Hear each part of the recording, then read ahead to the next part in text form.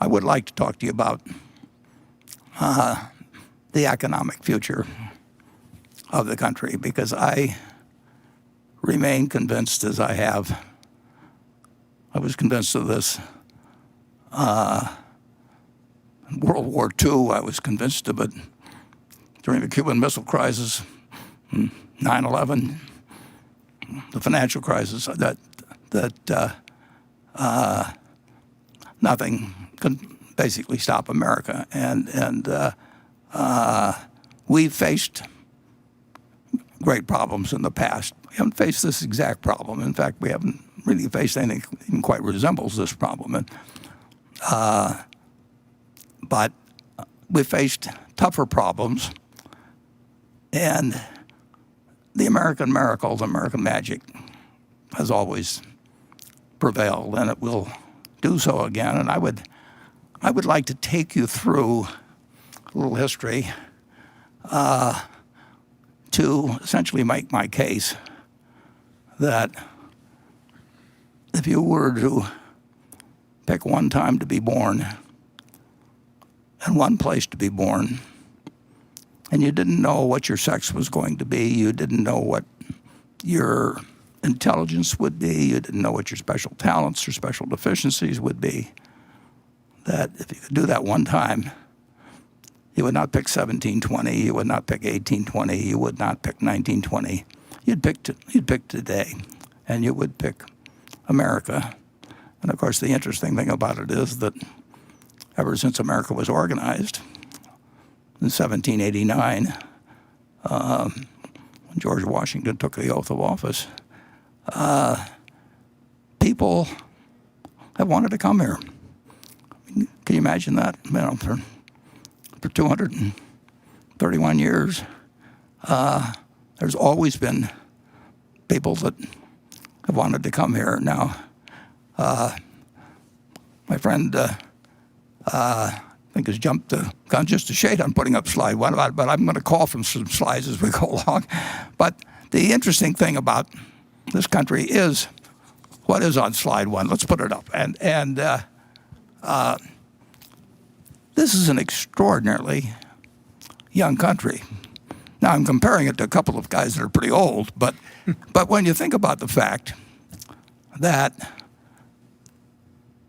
my age, Charlie's age, or our life experience, and then we'll throw in this young guy over here, Greg Abel, and if our life experiences combined exceed the life of the United States, we are a very, very young country. But what we've accomplished is miraculous. Now, just think of this little spot in history. And if we'll go to slide 2, I've tried to estimate. Well, let's go back and we stay with slide 2. But the population in 1790, we had 3.9 million people here. Incidentally, when you look up census figures, you find out that they had a big fire in the Department of Commerce building in 1921, so they lost a lot of the census records. So these are not quite as there's some things where there's a few gaps, but there were 3.9 million people in the United States, and actually, I've got 0.6 million. It's closer to 0.7 million. There were 700,000 of those people were slaves at the time. But those 3.9 million people were 1/2 of 1% of the population of the planet. And if you'd asked any of those 3.9 million people, any of them, to imagine what life would be like 231 years later, even the most optimistic person, and they could have been drinking heavily and even had a little pot, and they still could not in their wildest dreams have thought that in 3 lifetimes, Charlie's, mine, and Greg's, that in that period, you would be looking at a country with 280 million vehicles shuffling around its roads.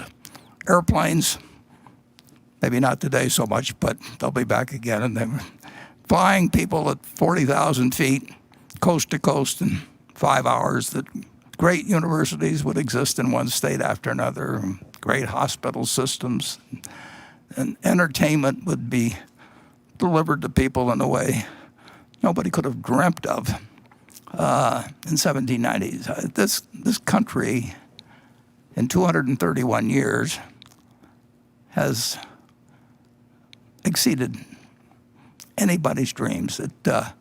I went to the internet and trying to prepare for this, and I tried, if you'll move to the next slide, I tried to find out what was the wealth of the country in 1789, our starting point. And I punched in United States wealth. I tried 1789, I tried 1790. I thought it might be a little easier in terms of a round year. And I think 4 million or so references came up. And I didn't look at all 4 million, but I can tell you the data collection in those early days on many fronts was not anything like today. You really can't find what I would consider reliable figures. You can find out how many mules there were in the country and a few things like that, and trying to add them up. But in real estate, when you're looking at houses or apartment houses or office buildings, that they're each slightly different than each other, but they look to comparable sales. So it's hard to find a lot of countries that have been sold where the wealth has been estimated.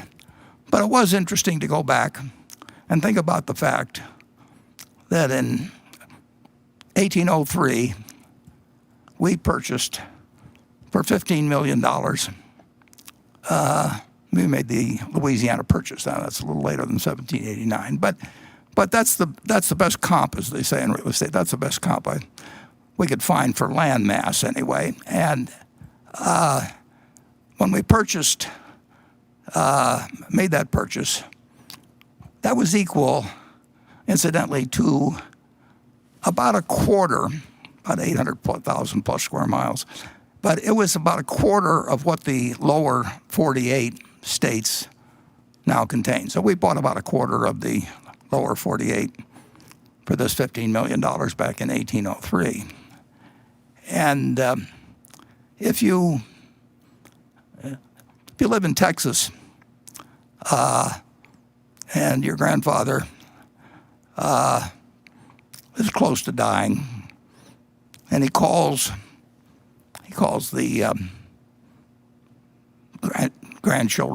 children around him, and in his final words, he always says, "Don't sell the mineral rights." Well, the French sold us the mineral rights on that $15 million deal as well. So we got that whole strip there. We got all of Kansas and essentially all of Oklahoma, and they produced 21 billion barrels of oil for us and a lot of natural gas since the purchase.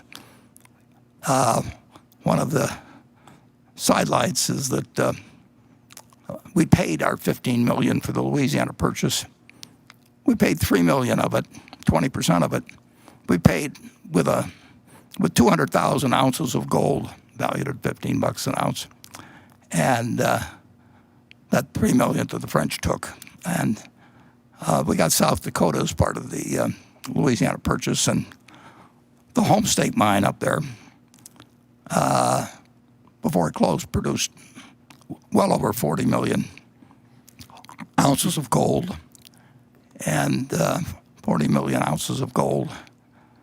And comes to about $60 billion worth. Like I say, 200,000 ounces took care of 20% of our purchase price. So the Louisiana purchase was a bargain, but it's what the going price was for 800,000 square miles, I guess, at the time, and 3 cents an acre. And so I decided, by playing around with various numbers such as that it, as a reasonable estimate of the worth of the country in 1789, $1 billion was not a crazy figure. Now, if I'd been an academician or something, I would have put $1,107,400,000 or something like that. Or I would have made it look respectable. But it's a wild guess. But it's not a crazy figure. So what has happened? Let's move on to the next slide. To the wealth of the country since then. And here we have some figures that come out pretty regularly. Well, they do come out regularly, where the Federal Reserve estimates the net household worth of people in the United States, all the households in the United States. And you can look these up, and you'll see that there's 30 trillion of stocks, and I think maybe single-family homes. There's 82 million or so owner-occupied single families, and maybe 45 million rental apartments and so on. So you start adding all these up, and the Federal Reserve tells us, and I invite you to look at the data, it's kind of interesting, that we now, in the United States, 231 years later, we have 100 trillion. We have more than 100 trillion of household wealth, even though the stock market's gone down somewhat since the last quarterly report. So you say, well, we've had a lot of inflation and everything. We actually, in the United States, for the first half of our existence, roughly, we didn't really have that much inflation. We had inflationary periods and deflationary periods, but the general price level did not change that dramatically. But I will assume again for this calculation that there's been 20-for-1 inflation. It's way less than that in many commodities, but it's very hard to measure and talk about equivalent benefits from different kinds of products and so on, and costs. But I think it's reasonable to say that the United States, in real terms, has increased in wealth. That's something in the area of 5,000 for one, which is really, it's mind-blowing.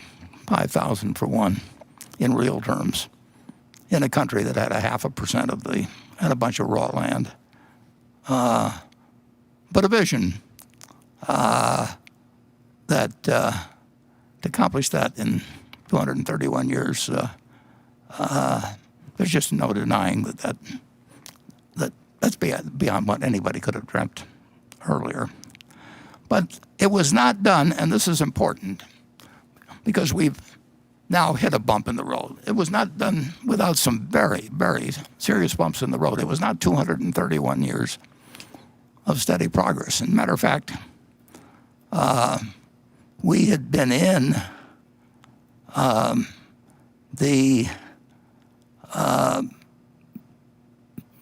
this birth of this country, we'd been, into it 72 years, and if we go to the next slide,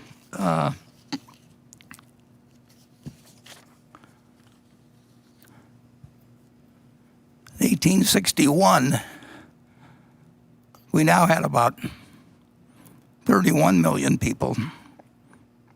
With the 1960 census showed around 31 million people or thereabouts in the country, and 4 million of them were slaves, and we had never really resolved the very much unfinished business of what was involved in compromises in 1789, and we'll have more to say about that later. But we had something that not too many countries experience, and if you told people in 1789 that in 72 years you were going to have a division that caused the President of the United States at Gettysburg to say that testing whether that nation or any nation so conceived and dedicated can long endure. Imagine the President of the United States wondering aloud whether the country that he was presiding over could long endure. Only 72 years, or 74 years at Gettysburg, had taken place. So while this marvelous dream was being played out, roughly a third of the way through it, we faced this really moment of decision, and we entered into a contest that, if we'll go to the next slide, we made an estimate that literally killed roughly 6% of the males in the country who were between 18 and 60. I'm assuming that there were more than 600,000 deaths in the war, and I think it's a reasonable estimate that 18 to 60 group was males were by far the great proportion. So imagine 6% of your working prime age males in a country are wiped out in 4 years. So when we look at the progress of this country and we think of our own problems now, I just ask you to ponder, and we'll move to the next slide. That would be equivalent today to having 4 billion males in that same age group similarly wiped out. So that was one incredible interruption which this country nevertheless worked through while compiling this American dream that is one of the wonders of the world, perhaps the wonder of the world in many senses. So let's move on to another crisis of a different sort that hit the country. And this, of course, is the 1929 crash, which led to the Great Depression. And here, the Dow Jones average, which we'll use through this, at that time, that's the one everybody paid attention to. Actually, the second most important average at that time, if you look at the papers, was the New York Times average, which has disappeared. And, of course, the Standard & Poor's has probably regarded as a superior yardstick. But the Dow Jones is a perfectly adequate yardstick. And on September 3rd, 1929, the Dow Jones average closed at 381.17, and people were very happy, and buying stocks on margin had worked wonderfully. And the Roaring '20s had a good feeling to it with the auto coming of age and the day of air travel coming along and all kinds of new appliances and the telephone getting wider use, believe it or not. It hadn't really caught on that much prior thereto, but the movies were coming on. It was a happy place. And then, of course, if we'll move to the next slide, we'll look at what happened in the couple of months after September 3rd. And the Dow Jones average almost got cut in half. And that was pretty impressive until we had this recent situation where in a shorter period of time, we lost about a third. But the crash, and there's a great book about it called The Great Crash by John Kenneth Galbraith. Let me interject one little plug here. There's a small business in Omaha. I hate what truncating this meeting or changing it so dramatically has done to many of the businesses in Omaha, because I think small businesses were the beneficiaries of a really, they got a lot of business for the Berkshire meeting, and they're going to get it in the future. But they suffered during a period like this, and they just had a story about the bookworm. Well, the bookworm, if you buy any books that come out of anything I recommend, think about just putting bookworm in Omaha, and The Great Crash is a wonderful book. Hey investors, Zach Guzman here. Are you interested in learning more about the markets and getting the latest financial news? Well, then click right here to subscribe to our Yahoo Finance YouTube channel. Get the latest up-to-the-minute market analysis, big interviews in the world of finance, and information on how to manage your money every day wherever you are.